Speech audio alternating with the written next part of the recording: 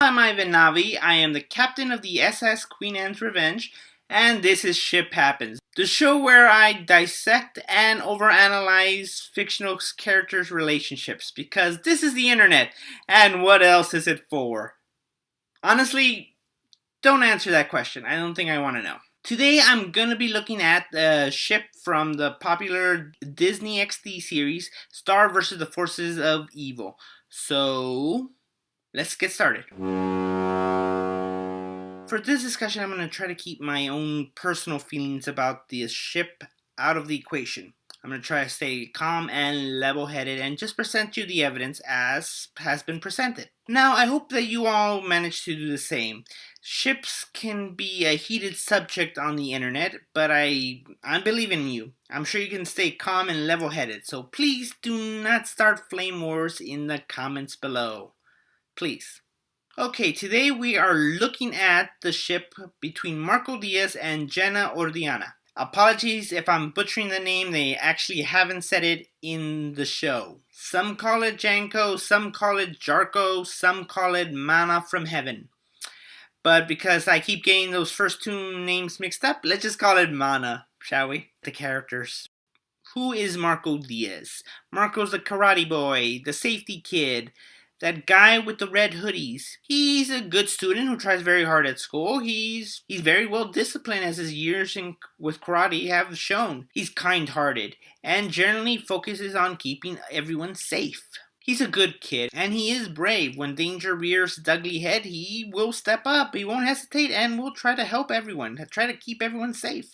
Though, admittedly, he has been shown to have some rather deep-seated insecurities, despite the fact that he has actually accomplished some rather impressive things, including fighting actual monsters with that karate I previously mentioned. He can also come off as a bit of a stick in the mud, bit of a stickler, but this isn't anything rude or anything. It seems mostly to come from him wanting to keep everyone safe, trying to keep people from doing stupid and reckless stuff, which, oddly enough, does come up a lot on the show. So, it's coming from a good place instead of just keeping everyone from having fun. Jenna, on the other hand, comes off more confident, more self-assured. She loves the macabre, and she doesn't care if anybody else thinks it's weird. She loves the works of John Keats and the color pink, but hates admitting it because she hates contributing to gender stereotypes. Fight the power. Jenna is a bit of a trickster and a troublemaker. She's been in detention a lot. She's a regular customer. She seems to value having fun above most anything else. And she likes what she likes. She likes her own interest. Like I said, she likes John Keats, even having a sort of celebrity crush on him, figuring out stuff about him. And she does have good knowledge about the supernatural and even facets of her own city when they involve dead clown seances.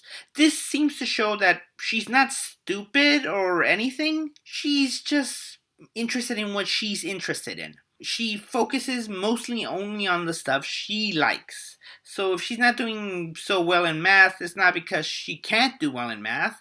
It's because she'd rather talk about something she is interested. She just studies what she wants to study. It's not a bad thing, it's maybe a little lack of discipline, if anything.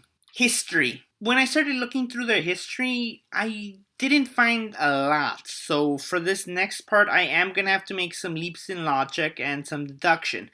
Though I'm going to try to stay as grounded to the evidence as possible and not leap to a conclusion. It's clear that Marco and Jenna have known each other a good deal of time before the series started. That's a given. In show and in Star and Marco's Guide to Mastering Every Dimension, it doesn't give us a lot on the history of Jenna and Marco. There's just not a lot of stuff there to explain how they met, what have they been doing for the time they've known each other. A lot of that is not explained. Well, it's possible they are saving it to delve into later, but as of now, there isn't much. I've had to really dig in to figure out some stuff. In one episode, we see Marco's past, get little glimpses into his past life. We see Jenna in the background of one of these flashes. That doesn't really say much, except that they did seem to be around each other at a much younger age.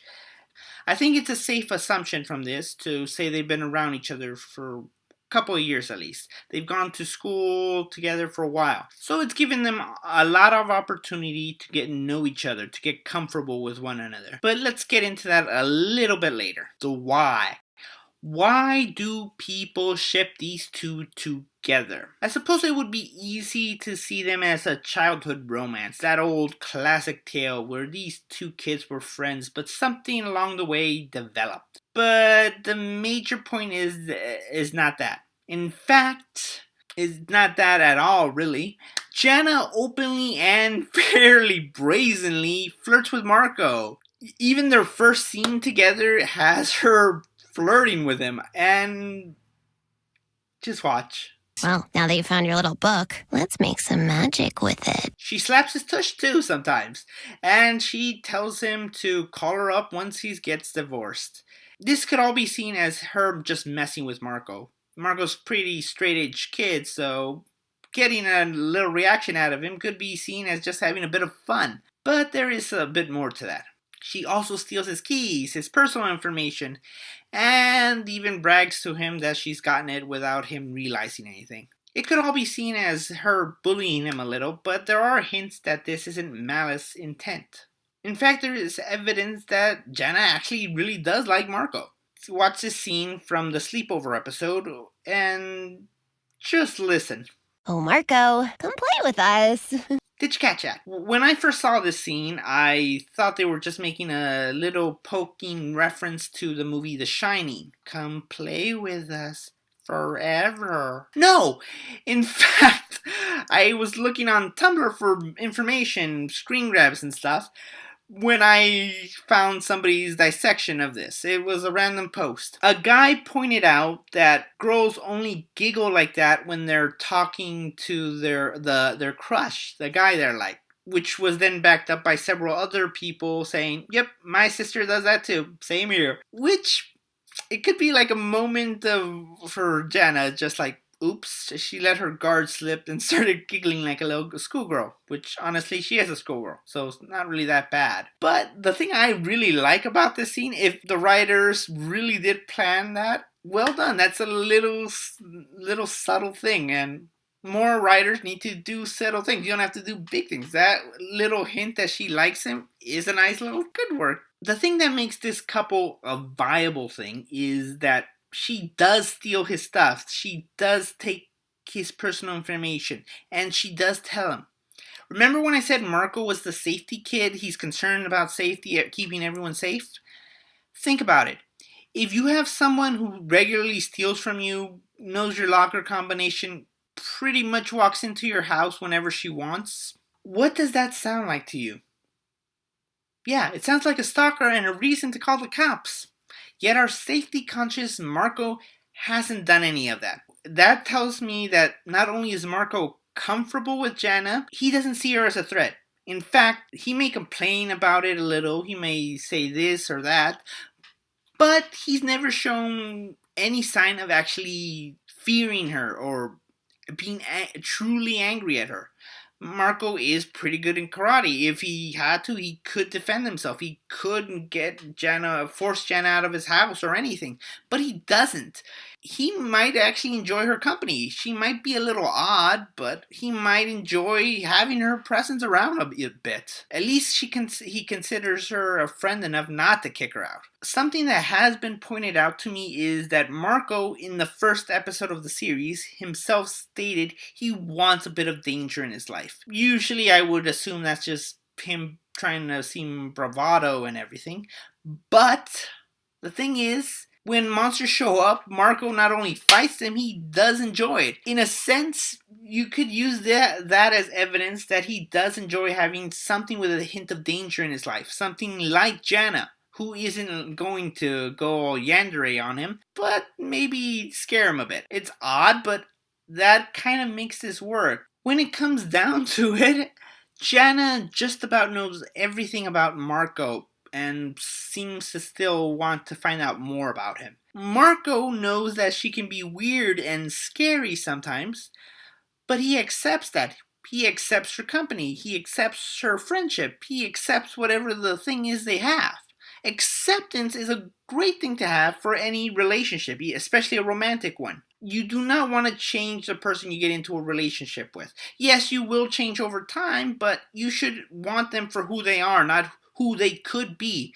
Which, honestly, this seems like it could work just because they know each other, they accept each other. If something they could build on that for a truly romantic relationship.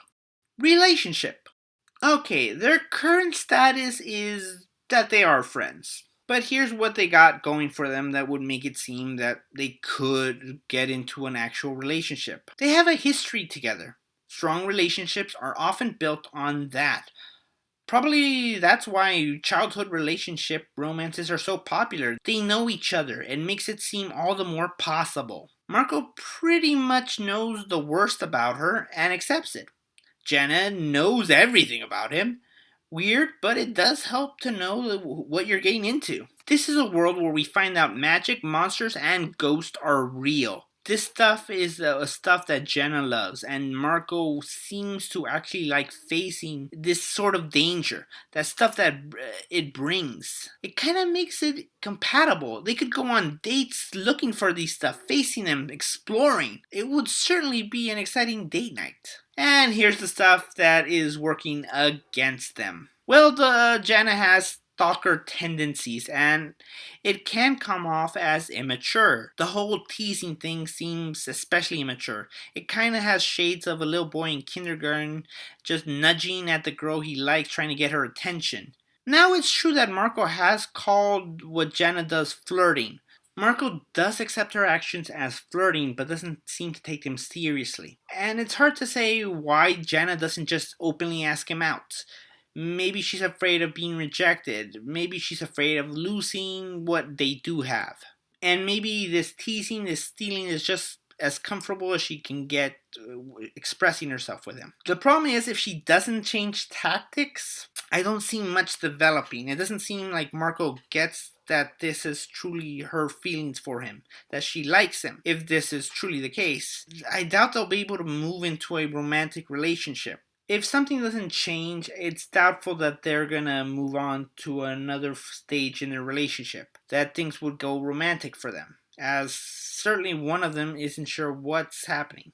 The biggest issue between these two characters getting together as of the time of this recording is that Marco is currently in a relationship with Jackie Lynn Thomas. Jackie seems to be a friend of Jenna. Jenna has a bit of a wicked streak, but I cannot see her openly doing anything intentionally to hurt a friend. And the fact is, recently, Star has herself admitted she has a crush on Marco, putting another block there, another friend she might hurt if she were to admit her own feelings for Marco. And since Marco, at the very least, seemed happy with Jackie at the time, it is gonna be hard to move on to another relationship from this point. Don't you just adore love triangles? Or pentagrams? Or hexagrams? I do not know how many sides this shape has. Moving on. Final thoughts. Though I do think there is a lot of potential for this couple, it mostly comes from realizing Jenna is lacking development. As a pair, they both need some development, but Jenna as an individual needs more. She's a trickster, she likes John Keats, she's smart. These are all very good stuff, but why? Why? Why does she like John Keats? Is it that obsessive romance he wrote about? Why is she so interested in Marco? What happened in their past that drew her to him, if not for romance, just for a target for pranks? We need to know more about Jenna, and I think a lot of fans are clamoring for this ship because you could develop something from there. Both characters are rather interesting. They have a fun and playful dynamic, and that does draw people's attention. And it's not the usual thing we get in a lot of shows, not especially in Disney shows. So this uniqueness does boggle the mind, get the imagination working. And now we come down to it. What are the odds of this pairing becoming canon? If I have to be honest, not that much. I would give it somewhere between 4 to 6 out of 10. There are little factors that are hard to judge, And I'm not saying it's impossible, but the odds are not exactly in their favor. Especially because Janna doesn't get so much screen time and doesn't get developed as much. When you're writing a romance, and especially if you're trying to be a good one, you gotta develop both characters, their attraction, their relationship, everything about them, both together and apart. Make them stand on their own and together. Since there's been so little development between their relationship and everything, it doesn't seem like it's going their way. In fact, it seems like Marco's being pushed towards a lot of other people too, so it leaves it very open to who he might end up with. The fact is, they're just not developing Janna's relationship with him enough to make it seem like they will be endgame. Not impossible, but certainly unlikely. Sorry. So, what did you guys think? This is a new segment I'm trying out. Hope still working all the bugs out. Let me know what you think by commenting below. I do have every intention of trying to do other popular ships from this series, maybe trying for one a month. But I want to do a good job. There's a lot of material for pretty much every ship, so I'm gonna research and have somebody actually edit this. So, yay! So, yeah, again, let me know what you think. Comments, criticisms, constructive stuff are always appreciated. And yeah, comment below. Make sure to hit like and subscribe if you want to see more. I can't say who I'm going to do next this ship-wise, but yeah, I'm not going to give you a hint. There's like only so many characters on the series. If I give you a hint, you're probably going to figure it out in like 2 seconds. So if you want to see more Star versus the Forces of Evil ships dissected in whatever I just did, make sure to subscribe and hit that little bell, because I do intend to do more. I'm thinking try to do one a month maybe, but you know, these are going to take time. I'm editing and all this stuff, writing scripts, and researching. There's a lot of stuff on these ships. So yeah, it's going to take a little time to do. All my social media links are down below in the description, so make sure to check them out. Until then, thank you for watching. I hope you enjoyed the video, and until next time, see you later.